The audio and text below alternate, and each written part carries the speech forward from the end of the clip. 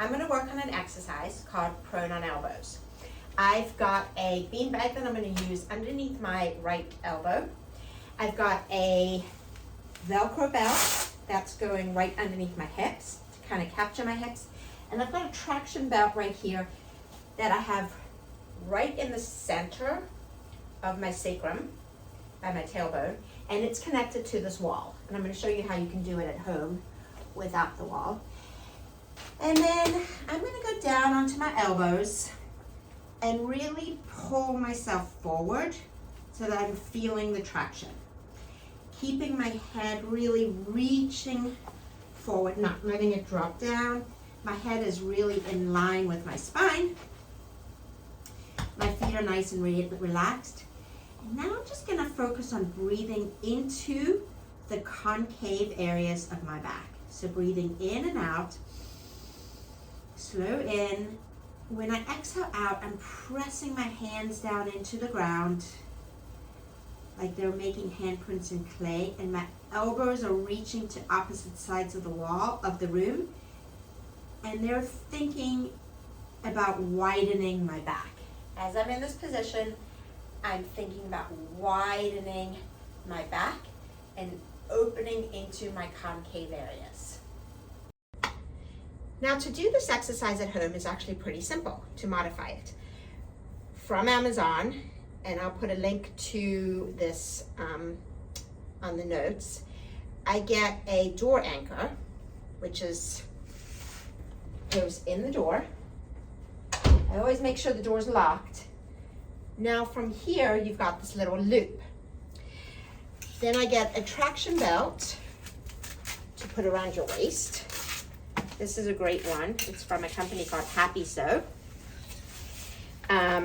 It's great because it's just got Velcro.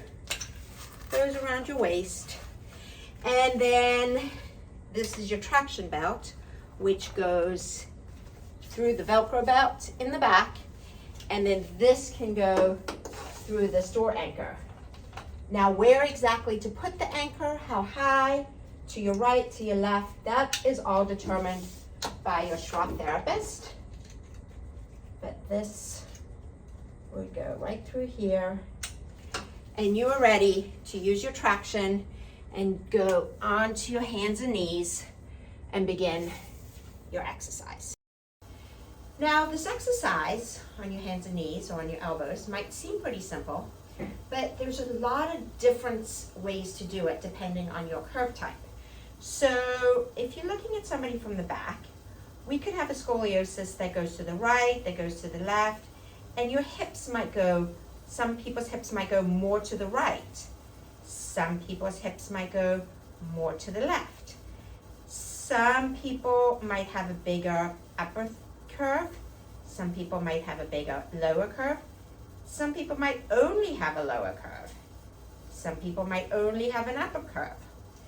All of these things need to be taken into consideration when doing all of your scoliosis exercises. Even a simple elongation exercise that I just showed you, where you're tractioned and you're on your hands and knees, we need to determine which is the best way for you. Do we pull the belt slightly to the right?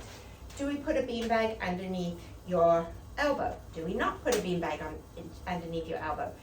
Can your low back even tolerate traction? Is it stable enough? There's a lot of considerations. This is a great exercise. It really helps elongate, makes space between each of the vertebrae, and is a fantastic position to start to work on derotation of your spine. But I always suggest contacting a scoliosis physical therapist for full evaluation before starting any Schroth treatment. Let me know if you have any questions.